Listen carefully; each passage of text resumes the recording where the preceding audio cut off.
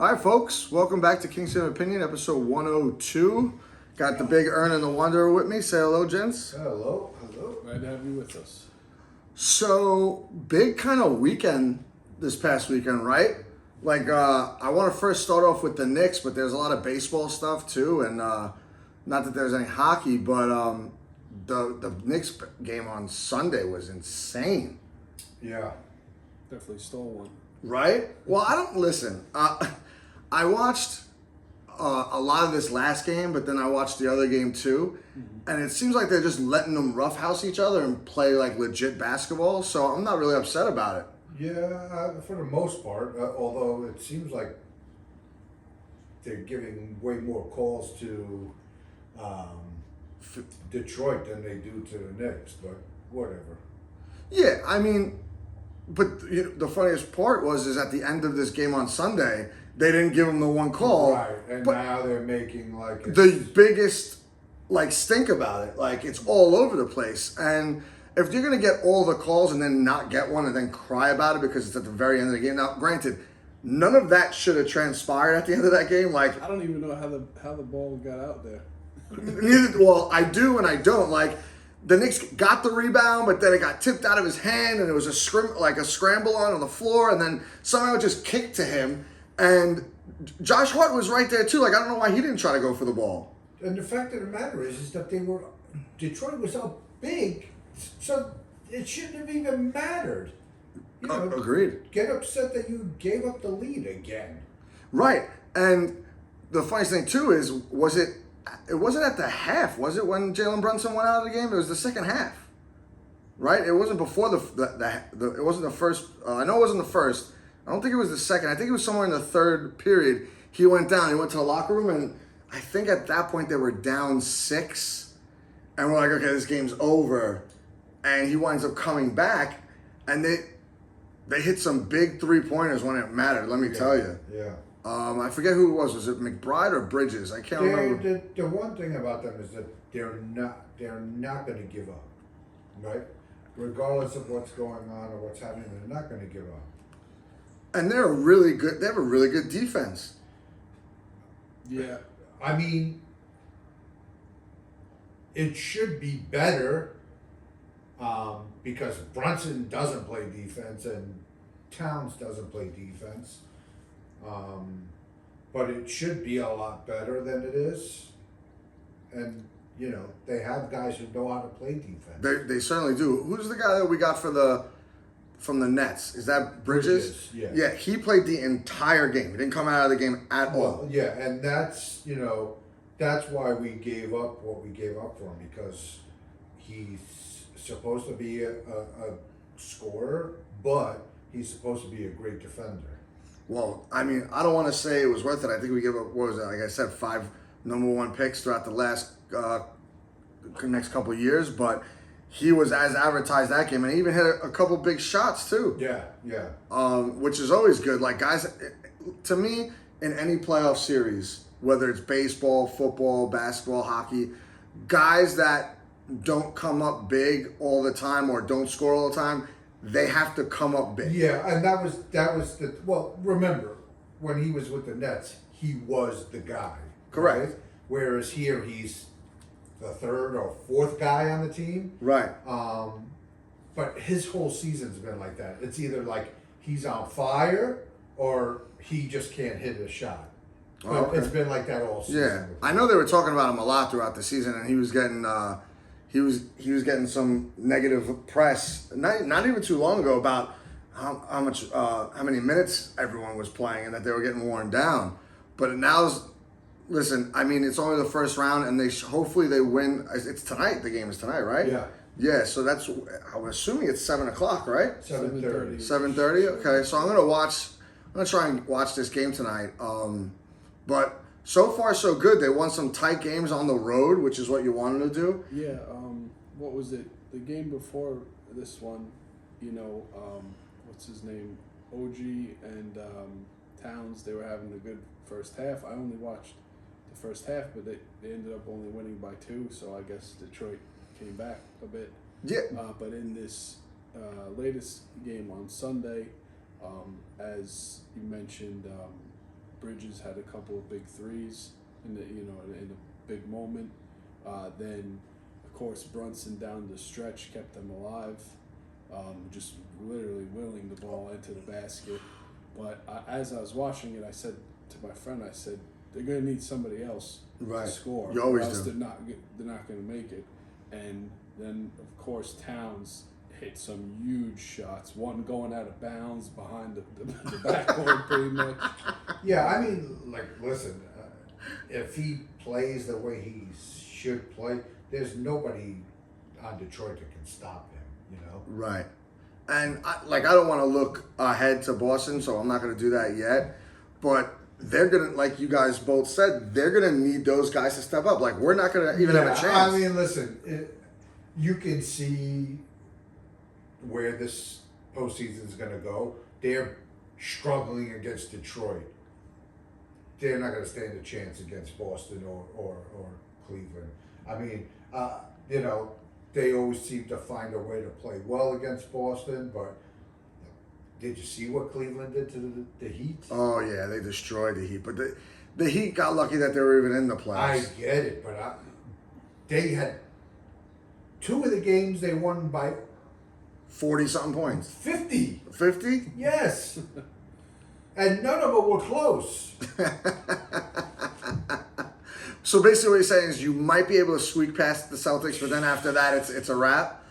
See, I don't think they're going to squeak by I don't think they're going to get by Boston, but if they did. If.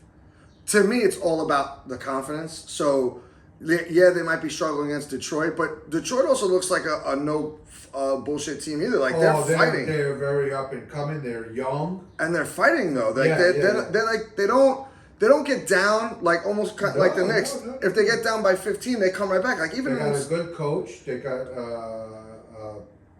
a bunch of young guys. Speaking of coach, did you see the mistake he made in the first quarter with the challenge? That could have helped him out at the end of the game. Yeah. I don't know if you could call a challenge on a no foul call. I don't know how that works because I don't really pay attention to basketball that much. Those are the rules. But like he could have definitely used that challenge down the stretch somewhere because the Knicks, and this is where it's going to burn the Knicks eventually. The Knicks hurt themselves in these close games sometimes by like not slowing down their pace at the end of a game. You know what I mean? Because they were going back and forth so fast that they gave these guys time to come down, and then they had to foul them, and it all went awry. And this is how the end of the game transpired was what we saw. Whereas if you would have slowed it down, scored a bucket, been up by 3, you could have then just did what you did, and then you would have won by 3, 1, or whatever, and much easier way than as opposed to what we saw, which is I guess good for TV. Yeah. But like, you guys answer because I know my answer. Was that a foul on that guy at the end of the game? Probably, but also I gotta say, what's his name? Drawing a blank here. The guy who you said should have had the ball as well, Hart. He did, I guess, do a good job of making it look like he didn't touch him. Right. So. Well, everyone and their mother is like dissecting the rule. So basically, long and short of it is like it's got to be not a flagrant kind of like touching when he's shooting the ball, but like they could have like minor, like they could touch the guy shooting in a minor way, for lack of a better word, where it doesn't affect his shot and it doesn't have to be a foul. Like nowadays, you see someone like slap the leg and it's a foul or whatever, this, that, and the other. So nowadays you could see like, okay, that could have been called a foul. But if you read the rule definition, like it wasn't really a foul because he was on his side. And like you said, he backed up and it's almost like the other guy, and I don't know the guy in Detroit's name, he almost took the shot and went into the guy to get the foul. That's the other. Yes, there you go. That's the other thing. That's Right. what these guys do, and they all do it. Of course. Look for contact. Correct. The Knicks, everybody. It's when it comes to that bullshit, it's such bullshit. That's why they shouldn't call anything and just let these guys play because it's becoming like soccer. You know? Right. The acting is very good in the NBA, Exactly. just like in soccer. But I'll give soccer this though. they make it look really good sometimes. You know what I mean? I don't watch a lot of soccer, but when every once in a while they show the acting job. Practice. Yeah, it's good. They've been doing it for many meanwhile, you watch a hockey game and 90% of the guys are skating around with half their teeth missing. So it's funny that you brought up hockey real quick. I was on Instagram and I saw this video, and they were comparing hockey fouls to NBA fouls. So the first thing you see is guys getting thrown through the glass into the stands, and then guys getting rocked, and you see teeth flying everywhere. And then you see the NBA where guys aren't even getting touched and they're going down on the ground almost like a Matrix move. It was the best 30 seconds I've ever seen in a while. I was and dying. The guy in hockey picks up his teeth, gives it to the coach, and still plays. Right, he doesn't even come off the ice. He just keeps playing. He's like, blood on the ice. They take a quick timeout. They wipe up the blood, and by that time he's ready to go. You know what I mean? They patch him up. NBA, they gotta sanitize the jersey and sanitize the floor. Dude, it was the best. I think next time, that was my fault. I should have sent it to you guys. I was just scrolling through, but so hopefully, knock on wood, the Knicks win tonight. We'll wrap that up, and then we'll get to talk about them next. I know, with each win, maybe they get some confidence. So if they win tonight and they play Boston, right? I'm assuming they play Boston next. That's how it's lining up. They're playing Boston next. Yeah. They don't reseed, right? So if they could win the first one, that could always help. Like I said, they could always be a little Cinderella story. You never know. Yeah, and you never know what happens. And Boston's got a couple guys hurt. Somebody could get hurt. Somebody could be out for the series. You never know. No, agreed. So, good luck to them. And now we'll go to baseball, which I watched a lot of it over the weekend. Both teams, actually. And we'll start off yesterday with what the Mets did to the Nationals was insane. Let alone Brandon Nimmo. He had some day. He had 9 RBIs, which is tied for a franchise record. And I want to say he had 2 home runs. I think it was 2 home runs and a double. And one of them was a grand slam. So that's pretty crazy. One of the guys in our pool was probably hoping that they wouldn't have went past 13, but so be it. They did, so he got screwed. But they wind up coming out only winning 2 out of the 4 against the Nationals, which I would assume you're kind of upset about, right? I'm not. Yeah, I guess. But I was gonna say, to be honest with you, I guess it was Sunday. I saw they were up, 7-1 or something like that. Yeah, that's what. And then I came back to it, I guess later on in the day after the game was over, and I saw 8-7. They lost, and I said, "Holy crap!" But anyway, so I was disappointed then. Yeah. Because I thought they had lost the series. Correct. Yeah. Then I didn't realize there was a game Monday, so they actually split. So I guess maybe that's why I'm not as up. Technically, they didn't, lose. Yeah, because I guess you would have thought that. And also, one more thing. Yeah. Friday, they didn't win, but they came back from, I think they were down 3-0. So, and that wasn't easy to do. I think it had to be the 8th inning or later. Wow. So, again, this team is showing some resiliency early on in the season. And that's what makes a winning team, man. They got the best record in baseball right now. They're the only team in baseball with less than double-digit losses. Right now, they're sitting pretty at 9. So first team to 20 wins. Correct. So right now they're sitting pretty. They're in the power rankings, as Shady showed us the other day. They're number 1 on the power ranking list, which is good for them for right now. It's funny. On Sunday, I went to the brew house and I was watching the game. I went there specifically. Well, the bartender, Leanna, is getting married, so it was her last day. Oh, wow. So we want to give her, me and Misha and a few other people wanted to give her a gift, so we gave her a gift. And I was sitting at the end, normally where you used to make the pizzas, do you remember? Uh-huh. Right there. I'm sitting right there. I got the Yankees on the big screen TV on the side that they put up there, and then the Knicks in front of me. And I'm talking with Local 5, and I'm like, I turn over my head, and I'm looking at the Met game, because he's watching the Met game on the other big TV, and I'm like, 7-1, you guys got this, don't worry about it. And then I'm paying attention to the Knicks and Yankees. The the Yankees did their business that day as well. They had a doubleheader, and listen, I couldn't have wanted anything else after the way they lost. We'll get into that in a second, but literally, I think it was within like a half hour, 45 minutes or so, Mark's hitting me on the shoulder like, "Thanks, bro. Look, the Mets were like, it was like 7-6," and I'm like, "Oh, don't worry about it. They'll still win the game." And sure as hell, they lost that game. And I was like, he was telling me like they lost 2 out of 3. I guess we all thought they only had a 3-game series, but they wound up having a 4-game series. Yeah. So I kind of agree with you. I guess, you'll take the split since, it's better than losing 2 out of just 3, right? But boy, did they put a hurting on the Nationals on Monday. That to me is a sign of a good team. When you lose, and I think we spoke about this with the Yankees last week, when you lose a heartbreaker like that or something that you're supposed to win, and then you lose in that kind of fashion, the next day you got to put a hurting on that team. And I don't care. You didn't have to score 19 runs. Right. It's fine that they did. You do whatever. But like a good, confident next day win, whether it be 5-1, 8-1, whatever it is, something where you just dominated the whole game and you didn't give the team a chance to even like come back or make an effort to come back. You know what I mean? Which is basically what they did. They put them out early and often, and they just kept pouring it on. They said, "You know what? We're just gonna keep going." And I remember watching that game, and I'm just sitting there, and I'm like, one of the guys, Helms, right? Yeah. So I went yesterday to meet up with Helms for a minute, and he's a huge Met fan. He's watching the game. Yeah.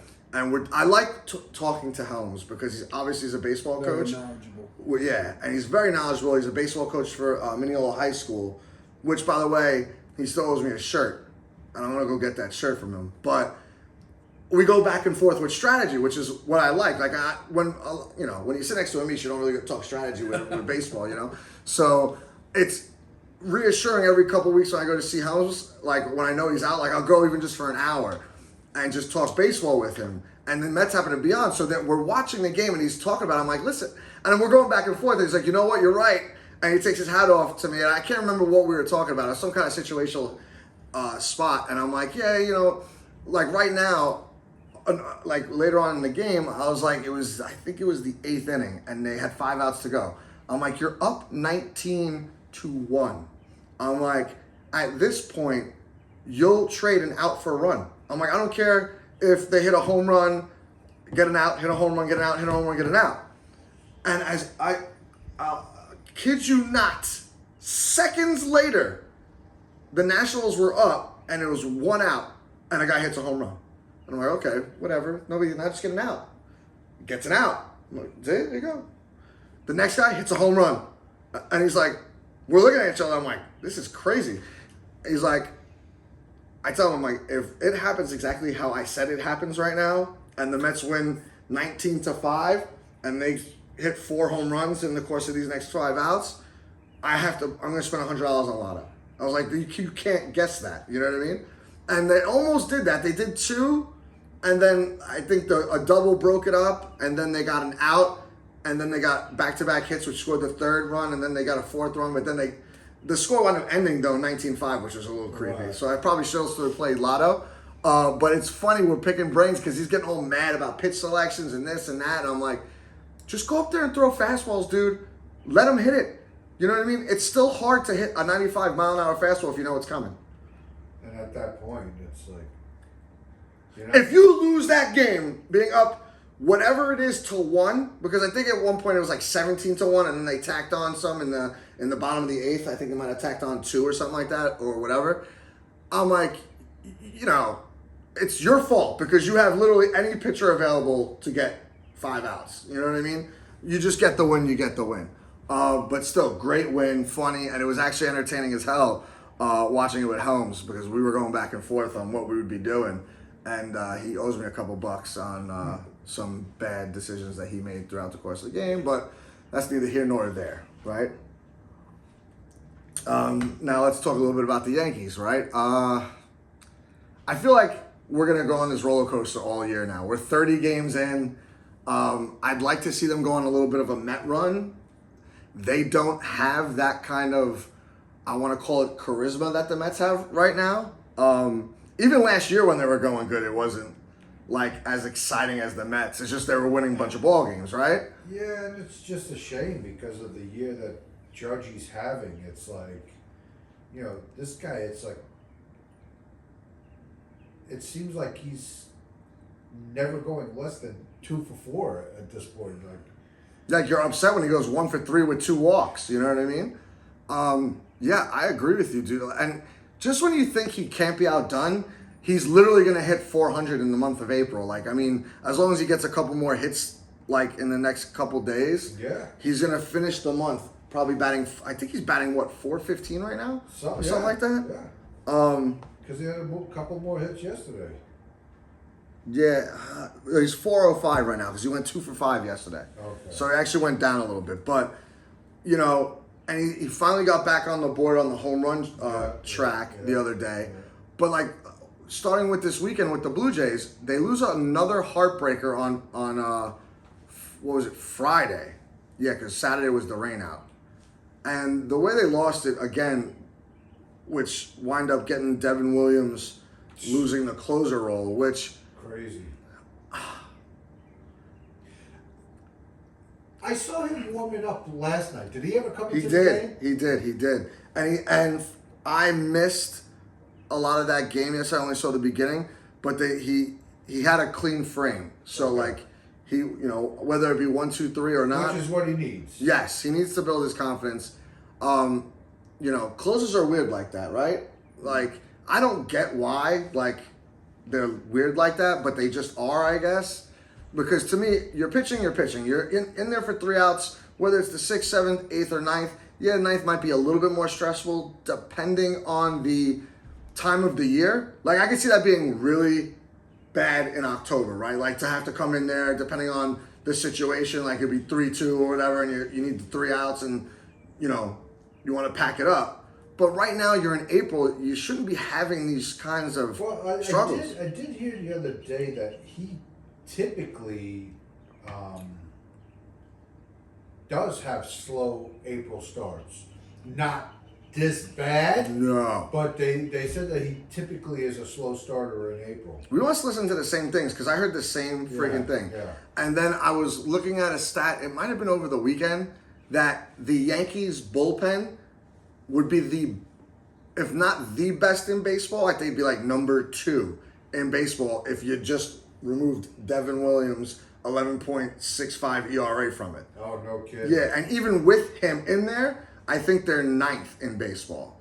So look at like the difference on how crazy like one guy giving up, I think it's 13 runs in 11 or 12 innings. Especially this early in the season, right? Oh, yeah. Where it still holds that much value. Yeah, to one person. because listen, he could throw 8 straight innings of no-run ball and knock that down to 3. Right. You know what I mean? So he has to go on like a Clay Holmes kind of stretch like he did last year, where he went like 20-something innings without giving up a run. And I think that this was probably the right decision to do this, to get him in some, you know, non-pressure situations and let him work his way out of it. I mean, listen, it's not going to be a bad thing to have 2 dominant closers closing out games. Whether one's doing it in the 8th and one's doing it in the 9th and the other's doing it, who cares, you know? No, I agree. And I think baseball's kind of moving away from stuff like that where you have to have a definite closer all the time. They're doing more situational stuff anyway. I just feel bad for the guy because, like, I feel like this whole beard controversy thing kind of started with him. And, like, that's why, like, if I ever, like, know somebody that ever goes to like, a pro, like an MLB or NBA or anything like that, like, your kid or niece, nephew, whatever, you'd have to tell them, like, don't create trouble when you don't have to. Just do what you got to do your job, because it's so unnecessary. Like, people are making fun of him, like, well, maybe if he shaves his beard, like, he'll actually pitch better. You know what I mean? And we're all assuming that they changed the beard policy for him. Correct. Like, he was like the I'm not signing if you don't change the beard policy. We don't know that. No, that's all speculation. And like, he was like the major speaker of the beard policy thing in spring training. And they're saying since he grew the beard and has been pitching in the regular season, he's pitching like the way he is. So that's like the running joke now. Like maybe if you shave the beard, whatever, you'll pitch better and all this other stuff. And, you know, he's already hearing boos, which rightfully so. Well, I heard on the radio the other day that they said that they didn't, I guess the first time or whatever, they didn't boo him, but they were just calling for Luke we Weaver. want Luke. Yeah. Which is probably worse. Right? Yeah, that's yeah. what I'm I saying. we heard. I think we heard the same kind of thing. And I try to put whenever they ask those kind of questions, I try to put myself in it, like, and not in any. And that's exactly what it is. It becomes a head thing. Yeah. Well, listen. If it wasn't already, after that, it is now, right? Yeah. That's my train of thought. Like, you could be as strong-willed as you want, and I know. Listen, the best closer ever, Mariano Rivera, and there's no question, even said it, and he's famous for saying it. He's like, you got to turn the page. Like, you blow one game, you got to be ready to come out the next day and lock it down. Yeah. And I think that's the best way to think about it, right? Like, you can't let those things get to you, even though you are human, right? Like, if I was chanting for someone other than you from playing, like, you might, it's going to affect you in some level. Right. You know, and then you got to, like, I guess you got to, like, almost be your own therapist and psych yourself back up and be like, you know, look yourself in the mirror, like, toughen up, you know? Right? Or, yeah, like, you tell me, what would you think you'd have to do? You know, this is kind of like your expertise, right, a little bit? I'm sorry, can you ask me the question again? No, I'm just moving along. No, like, basically, like, if it was you and you were hearing those people chanting for somebody else, like, you know, what would you do if you were in that situation? Yeah, well, I mean, I guess you just got to fight through it and, you know, get back out there and, you know, play better. I mean, where did he come from again? San Diego? Milwaukee. No, Milwaukee. Milwaukee. Yeah, I mean, probably not the biggest, you know, probably a little different pitching in Milwaukee. Exactly. New York. But they've been steadily good for years now. Yeah, he's been And good so for a while. yeah, he's been good since, like, I think he came on the scene in like 2020 or something like that. Yeah, I mean, hopefully he can turn it around. You know, has any of it happened in like non-save situations? Yeah, like he came in against Tampa. I feel and like he blew it. I feel like, you know, with closers and setup guys, when they put that in, it's always like a recipe for disaster. Although, like, you know, you should be able to get the outs. I feel like that often is not the case. You know. Yeah, I've seen that a lot too, and you're right. Like, you should never bring in the closer especially if he needs work, to come in on a non-save situation, because Or like tie game in the ninth or something. right. Like that. I prefer bringing them in a tie game over bringing them in where they're up 4 or 5 runs, and you're like, yo, just get your work on the mound, throw strikes, and get these 3 quick outs. Because more often than not, and I wish there was a stat on it, but no one's, from what I've heard anywhere, is mentioned it, but it's got to be pretty overwhelming that these guys blow it more often than just closing it out when it's not a save situation.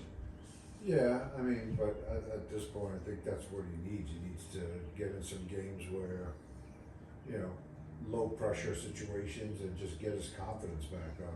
Oh, I agree. I mean, now he has no choice, but I guess, you know, to turn off the closer mentality, you got to do that now, because when you were the closer and you came in with a 4-run lead, you blew it. Yeah. You know, and then even the other day, you blew it against the Blue Jays too. And it was funny. It went from, and it was only one day. Aaron Boone went from, you know, we're going to talk about it, but, you know, nothing's really imminent, and we're just going to see what we could do to help him. And then literally the rain out, and then Sunday I woke up to, he's not the closer anymore. I don't know. But, you know, this is baseball. That's why it's a grind, and that's why I hope they never cut too many games off the schedule because of it. I hope they never do. But that's a story for another day. But the Yankees up and down. So they lose that game on Friday, rain out, on Judge's birthday, by the way. And he was 33 years old on Saturday. Sunday, they come in to play a doubleheader. And it's funny, out of all the doubleheaders I've seen, right, you always think like, okay, you're going in there, you're going to split. So if your ace is up, hopefully you win that first game. And that's exactly what they did. No problem. A little shaky in the beginning of the game, but they wind up winning that game. No big deal. And then they play the second game, and I'm like, okay, like, how are we going to lose this game, right? And it was tight for a little while. Like, I can't remember when they started to pull away, but they did. Who was the pitcher? Was it Rodon on the second game? I think so. Yeah. Yes, I think it was, because he pitched a hell of a game too. Well, that's the key right now, right? Free. I don't think it's had a bad game other than his. I mean, the his first ERA game of is the season. 1.42. Right, and Rodon his last was it Three starts now? Yeah. He's going deep in the game, so the whole third time around the lineup hasn't affected him. So, I mean that's really positive, Really encouraging. I agree. And let's hope he can keep doing that, because it was one of those wins after an 11-2 win in the first game where, he needed to be tight for 4 or 5 innings until the Yankees kind of like broke away a little bit. And they only won the game 5-1, but they scored some runs late. And I think that was the Judge Homer game, if I'm not mistaken. I think that was the game, the second game, where he hit the home run. It was only a solo shot. Could have been probably more if guys weren't so terrible on the Yankees right now. Like, I have the three-headed monster right now of Jazz, Volpe, and Austin Wells, and you could replace any one of them with also Cody Bellinger. But over this weekend, he was starting to hit a little bit more. So hopefully he's coming out of it, because he's key. Like, he has a decent amount of RBIs. He's got like 13 or 14 right now, which is not terrible. It could probably put him at the end of the year around 80. Mm-hmm. But his power numbers got to come up. His batting average has got to come up. I think he was batting 195. Yeah, I mean, other than Judge, Goldschmidt is the only one that's hitting. Right. Him and Ben Rice. But even he Ben got Rice is screwed yesterday, right? Because he got robbed of the home run. Yep. He literally got robbed of that home run, by the way. Yeah, and next at bat hit that nice ball right into center field, Yep. which was beautiful at bat. And I don't expect anything more from Paul. You know what I mean? Like, Goldie, keep hitting over 300. Get your RBIs. I don't need you to hit 30 home runs. Like I said, I preach this all the time. He's getting on base at almost a 40% rate. Like, that's basically what Soto does. Yeah. You know what I mean? And any news lately of Stanton? No. I haven't heard boo about him. No, I think, what was it, a couple weeks ago we talked that he's hitting, like, he's doing batting cage sessions Yeah, and that all was that. like the start of the season, and now we're how many weeks into the season? We haven't heard boo. No, nothing. And it's weird because even though he cooled off a little bit, Ben Rice looks like my leadoff hitter. Like, I think he's hitting like 270 or something like that, somewhere in that range. I know it's not under that. At least I don't think it is. But he looks good. When he leads off, he gets one of those professional, like, He didn't leadoff play hitters. yesterday, though, right? He played one of those games at first base. Oh, not yesterday. I'm sorry. That was his Yesterday away. he didn't play. No, he didn't play yesterday. So maybe they give him a day, which is probably a good thing. And how did we lose to the lonely Orioles after that doubleheader? I know. They lost 5 out of the last 7 games, and we go down there in a hitter-friendly ballpark. And they've been like horrible. Horrible. And they looked great yesterday. I mean, that guy, he pitched a very good game. But he was on the ropes the first 2 innings. They just couldn't get a hit Yeah. when it mattered. And that's the thing, because these guys are, it's almost like I want to dump them all in the bottom of the lineup and hope the first 6 guys can do something, and then just, all right, let's just get lucky with one of these guys, you know what I mean? Because I know most ball clubs like to go lefty, righty, or righty, lefty, lefty, and that's what they do as well. But you got Cody Bellinger hitting behind Judge, which makes Judge's year so far so much more impressive, because you could literally never pitch to him And even when they don't pitch to him, he's going the other way with the ball and just poking it. And it's I don't even want to say it's not hit really that hard. Sometimes it is, but it looks like he's just flinging the bat just to get a base hit and get on base. And Cody and all these other guys are missing so many opportunities. The Yankees leave so many guys on base. It drives me nuts. Like, I watched tonight's game again, and they'll leave like 15 guys on base. Yeah. Like, you're not going to win games like that consistently. And they're obviously not. They're lucky they're still in first place because the AL East, once again, is just like a crapshoot with all these teams. Who's pitching tonight for the Yankees?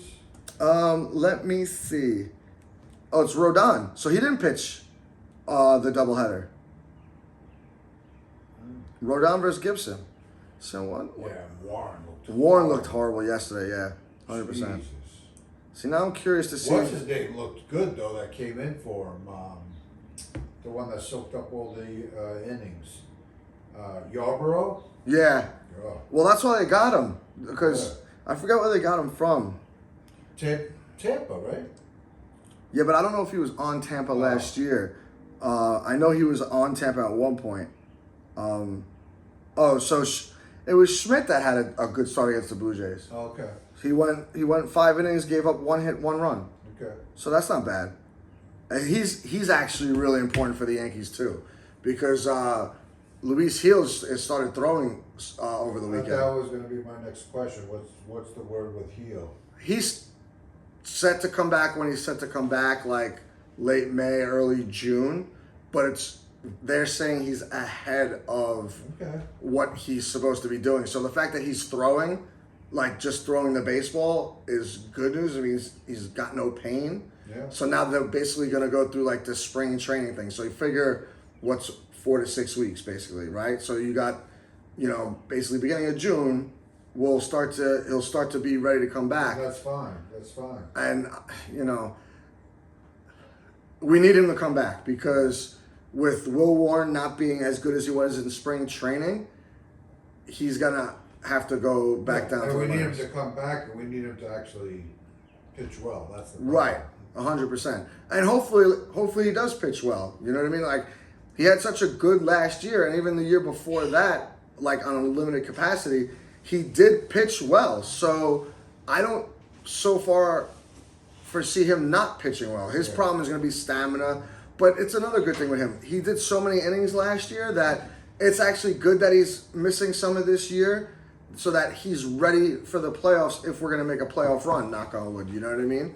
And get innings there where that he keeps himself where he was last year, because I want to say he pitched like 170 innings last year. So he's not going to get that this year, but if he gets around 130, 140, you could get a little bit more next year, and you could probably pitch the whole season. And as far as Will Warren goes, he's very weird, right? So like he could have pitched a good game yesterday if he didn't give up that 3-run homer. You know what I mean? So for me, he might be a good 6th, 7th inning guy to come in when Gil comes back. Like pitch an inning or two and yank him, and then get to your Devin Williams, Luke Weaver, and then that's it. And then you could do matchups like Loizaca's almost coming back. He's pitching down in Scranton right now, so that's a good thing too. Or just go to what so many teams seem to be going to with this. What do they call it? The Opener? The opener Yeah. role? Because I think that's what they're talking about with Baltimore, right? They were during the game last night. They were saying Baltimore's last series, I believe 2 of the games they. Oh, really? Yeah. Wow. Yeah, that's not a bad idea. And you know what? You could even do that some way with Luis Gil when he comes back if you want to build him up in the majors. Like maybe you pitch him down, he gets 1 or 2 rehab starts down there, and then the rest of his starts are up here too, so he's just eating up innings up here. As long as he looks sharp, you know what I mean? Like, you don't want him coming in here and, being terrible and then, something else happens, you know what I mean? So we'll see. As far as the Mets go, I'd love to talk more about some negativity for them, but I don't really have any besides Juan Soto. Everyone's starting to go crazy about Juan Soto. He's hitting like 250. He just only got 3 home runs, I think, on the year with 12 RBIs.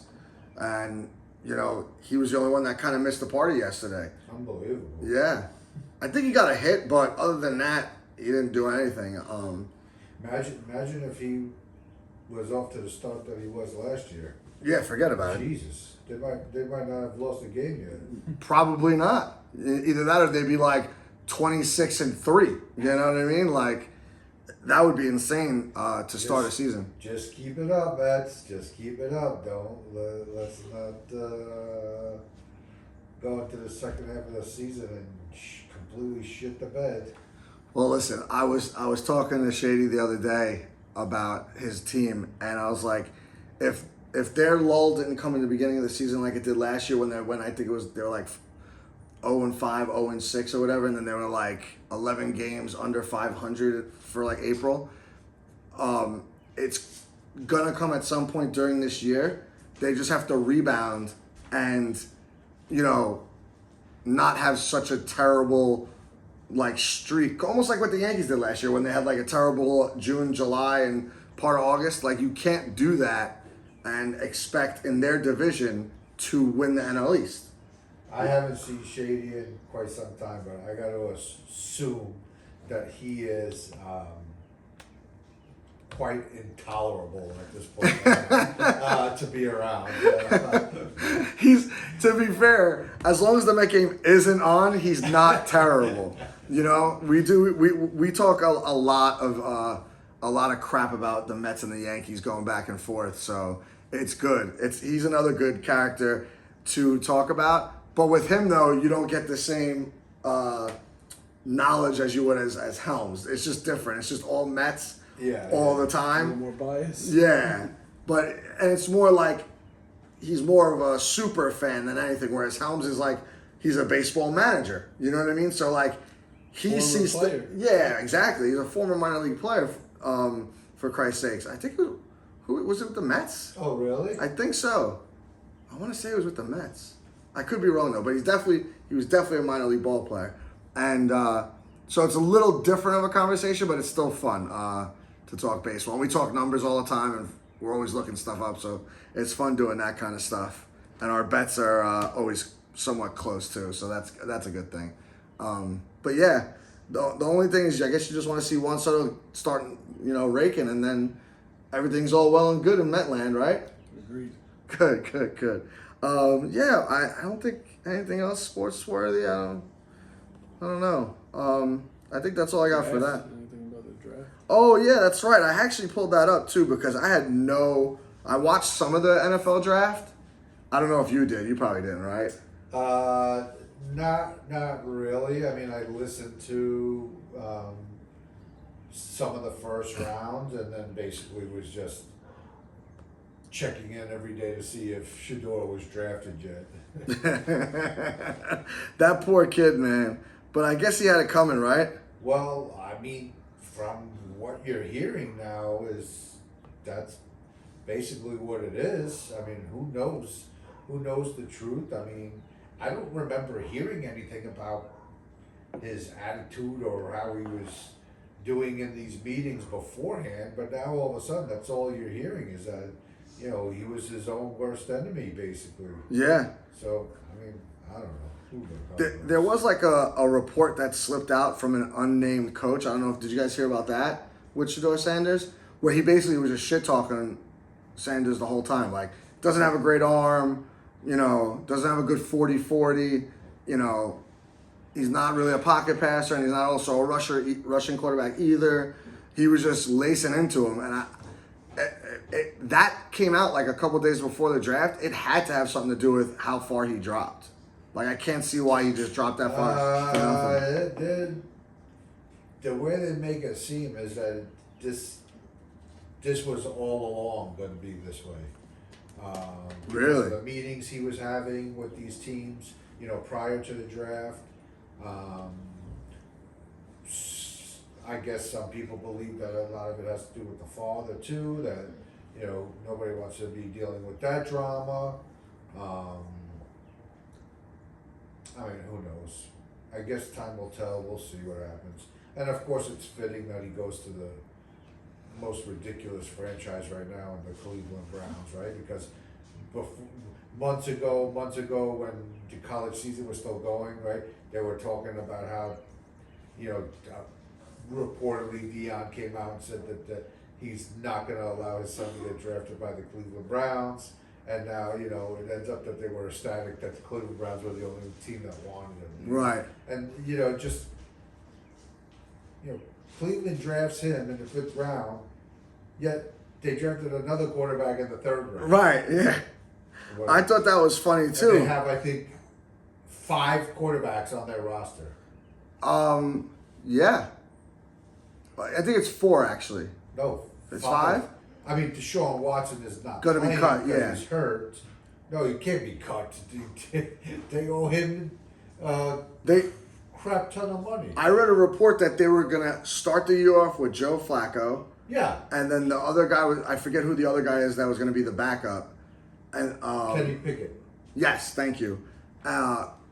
Watson was gonna be cut.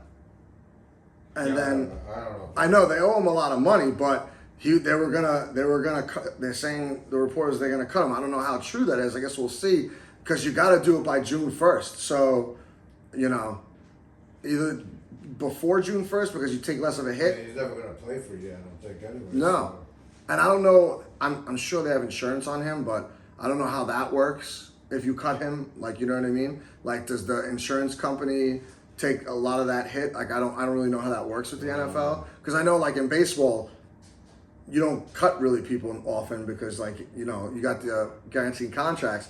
But, like, for example, Garrett Cole's making, I think it's like $35 million, but 27 of which the Yankees are getting back in insurance for this year. So they're only really losing out on $8 million for him not playing.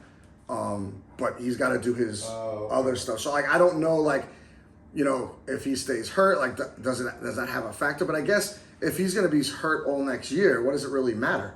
He's not on the active roster. Right. So he's just on the IL. So what does it matter? I don't know. It doesn't matter, I guess. But I'm kind of shocked that the Jets didn't want to try for Shedeur Sanders. But I guess it's like you said, right? Yeah. I mean, I heard one report that said that the rumor was that basically all, or a bunch at least, of owners made their teams completely take him off the board. Wow. Like he wasn't even an option, basically. Wow. Which makes sense as to why he went to the 5th round, Yeah. right? There's the only 2 teams more rounds just left. took him off, yeah. That's kind of. Then why didn't someone try and just take him in the 7th? Why wouldn't the Cleveland Browns take him in the 7th round and just? They probably could have. Yeah, I guess they just don't want to chance it. I don't know. I mean, Who knows? It could be that Cleveland said, you know what? His father said that the one place that he's not going to let him go is to Cleveland. Fuck him. Let's draft him. that was the last straw for them. Like, Yeah. let's give this guy And a have him try. hold a clipboard for the next 5 years. That's so crazy. Not even in uniform. Because think about it. I think they said the last quarterback, or I guess there's a pay scale for these guys. They said his rookie contract is going to be probably like 5 years for $4.5 million or something like that. Really? So, yeah. So they could have just said, you know what? He said what he said to father. Fuck him. Let's draft him and have him hold the clipboard for 4 to 5 years. Wow, that's nuts. Yeah, I watched the Jets make their picks. I don't hate any of them, to be fair. I really, for whatever reason, really like that kid out of Penn State, the tight end. I think his name is Warren. I don't remember his first name. He was a big time tight end in college. Yeah, I don't know why we didn't try and get him, but I'm not mad at them, their first pick being an offensive lineman, because if you know anything or saw anything, that's pretty much how Philly won the Super Bowl. So, like... Yeah, and same thing like with the Cowboys, right? The Cowboys, I mean, it's hard to argue with the Cowboys drafting an offensive lineman because they've been so effing successful when it comes to drafting offensive linemen these last 2 decades. That how can you get mad at that, right? Of course. But did you guys like your picks or whatever for the Cowboys? I mean, like I said, You're not mad? other than the first pick, I really didn't pay much attention to the rest of them. But yeah, I mean, you kicking, man. Yeah, I'm sick and tired already of hearing about how great the Giants draft was, how great the Giants was. That's only because they traded up to grab that guy Jackson Dart. Which I think is more bullshit than anything because, you know, what's his name's daughter goes there and whatever. But then, you know, everybody's talking like this guy, Scatterbo, the running back from Arizona State, is the next coming of Jesus Christ. Like Jesus. I mean, he had a great college career, I get it, but how many guys have a great college career and don't do they make listen, I think he's gonna complement well with Tracy, but it's like they got Jesus Christ on their roster. Right. When did they draft him? Was he like a 5th round pick or something like that?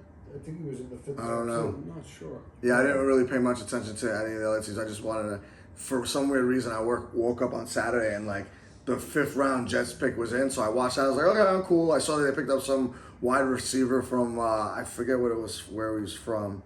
It might have been Georgia, I think. Yep, Georgia. And I was like, okay, he looks really fast. Let's hope he can catch the ball in the NFL. You know what I mean? Because you're gonna have to take he's gonna have to take Vontae Adams' place, I guess, now. And the Jets are always, for some reason, short wide receivers, so it's good at least they tried to pick somebody in the draft. Yeah, you know what I mean? And listen, once you get past the 1st or 2nd round, everybody's just like, yeah, it's just a coin flip. You don't know how any of these guys that make a living doing these shows and giving them grades and this, that, and the other, it's all nonsense until they get to the NFL, because how many times can you see some people getting in the 4th, 5th, 6th, 7th round become so good, right, and then the guys that are in the 1st round are such trash. right. So we're not even going to go any further with that. But, you know, we'll see what happens. It gets us excited for the football season, and we'll go from there. Moving along to the stuff I've been watching, guys get ready for it. Get ready for it. I don't know what I spoke about last week, but did I tell you guys to watch the Gorge last week? Yes. You did. Okay, so that's out. The other thing's out. I finished Yellow Jackets. I hope there's not another season, because it was like so outlandish. They were getting so close to like finding out like how they get back to civilization, and then that's where the show ends. And I'm like, Of course. I'm like, come on, man. Till next year. Yeah, and I'm like, till next year. The show hasn't come out in like 3 or 4 years. No, I'm like, I mean, I just feel like for most shows, that's like the blueprint now. yeah, of course. But I'm saying like, if they wait another couple years, I'll almost be 50 years old by the time I finish this show. You know what I mean? And like you said last week, we were talking about like the shows don't go much more than 4 or 5 seasons. So you got to assume if they do make a 4th season, which I meant to check if they are doing it before we started this thing, and I didn't. So I'm going to check that out after we're done. But just the way it ended, I'm like, come on, man. There's some crazy stuff going on in there, and I'm just like, what is going on with season 3? It's like, God. And then it finally ended. And I started this show on Max called The Pit. I heard it's good. I didn't think I was going to like it because I'm not like a Grey's Anatomy type of guy or one of those types of guys that watches like Law and Order or any of these kind of other shows like Chicago Fire or, you know, Rainforest People or, you know what I mean? Like I'm not one of those, but one of my friends at work told me about it. So I started watching it, and it's almost like 24 in the ER. Really? Yeah, which I didn't even realize till I was like a couple episodes in, but I guess I started it late at night, and I would always miss the beginning of it. So it pops up, and it's like, it's basically the start of their shift, and it's like at night or whatever, so it's like midnight to 1 p.m. So like there's 15 episodes of this show, not 24, like actual 24, but the premise is similar where like it's the first season is just a day in the life of these people, these doctors and nurses in the ER. And the beginning of the episode tells you what time frame it is. So like the first episode, let's just for example, could have been midnight to 1 o'clock. Then the next one was from 1 o'clock to 3 o'clock. And then so on and so on and so on. So like I'm midway through the season, and I was at the doctor's office today. I'm like, I'm gonna be sitting here for a while. And I watched like episode 8. And it's like the middle of the morning now, like, or something like that. You know what I mean? Like 9, 10 o'clock in the morning. That's interesting. Yeah, it is very interesting because I didn't pick up on it right away. And then once I did, I was like, oh, this makes more sense now, because as I'm watching each episode, I'm like, damn, these guys just keep coming into shit every damn day. You know what I mean? Because like they end an episode with something, and then they start the next episode, and then I would think it's like the next day or something like that or whatever. And it's not at the same day, and I'm like, damn, That's interesting. this ER in Pittsburgh is crazy. And that's the guy from that started the show ER, right? Oh, it might have been. Is that where he's from? Yeah. Yeah, I knew I recognized him from somewhere. And it's like he hasn't done much since then. So No. it's like crazy how he's back to doing the same thing. Yes, and it's well written, and it's the episodes go by kind of fast. You know what I mean? They're only like 40 something minutes or something like that. Yeah. But it was really good. I started Full Swing the next season, and I love how that first episode starts out. I haven't watched it yet because I haven't come across it. Like I haven't seen it. And that's funny because I've like looked for it, but I haven't seen it. The one thing that I did see that was similar to that was done on Netflix was they have one that it's called The Race to the Crown, and it's from last year's Triple Crown, the horse races. Okay. Which it was pretty damn good because it had it only featured a few people, but one of the guys who it featured was Mike Rapoli, who's from Middle Village, the guy who created vitamin water out of his garage, and now he's a billionaire, and he's basically the biggest horse owner there is right now. Really? Out there. Yeah, as far as the money he's spending and the horses that he owns, and he's a Queens guy. yeah, and he's the guy who right now apparently is behind all the NIL money for St. John's that they keep getting all these transfer guys because he's a St. John alum. Oh, that's the guy! Yeah. Holy crap! Yeah. I know what you're talking about now, because I saw him on something with St. John's when I was looking up St. John's. Yeah. And he's the guy that's paying the bill for all those guys. Mm-hmm. Wow, that's nuts. He's super into St. John's. And that was a good show too. Cool. Awesome. Yeah, I have a couple of shows. I can't think of it right now, but what else you guys got? I just been, I've watched the new episode of Mobland, and I'm all. I didn't realize that I forgot to watch Last of Us last week. Mhm. The second episode. It's pretty intense. Is it really? Yeah. Oh, boy. There's only 3 episodes, but the second one was. I feel like very with that memorable. show, I need to watch the first season again because I don't remember it. Like I put on the first episode, like literally the first 2 minutes, and I'm like, I don't remember any of this shit. I'm turning it off. So I think I need to go back and watch it. But Yeah, I couldn't tell you where I they don't left think I off. saw. I don't think I saw the last episode of Mobland yet. So Yeah. I gotta check that out. Yeah. How many episodes is that in right now? Just 3? Mobland? Yeah. I think it's 4 or 5. Okay, we're getting there. A couple more weeks. Yeah, I think I've seen up to episode 3. That's and just the first couple of episodes of the John Hamm show that I told you about. Yeah, I'm waiting for that too. I looked that up the other day to start watching. That's how I came upon the show The Pit, because it clicked in my head as I was looking Okay. around, and I was just like, all these shows, they're not even close to finish. Like, I'm not starting it.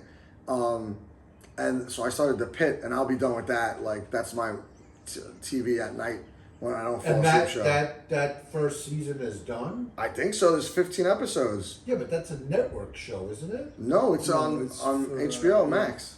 Oh, it is. And there's Yeah. that many episodes. Yeah, that's why I thought once I saw 15, I'm like, they're all out. So Wow. I'm like, they can't be more Even than if more they're than not, by the time you get through them. Right. I mean, I'll be done with that by this week, I would think, because I'm on 9 now. Right. So I got like another 6, 7 left. And then I started watching, I think it's called Running Point with Kate Hudson. Yeah. I told you about Did that.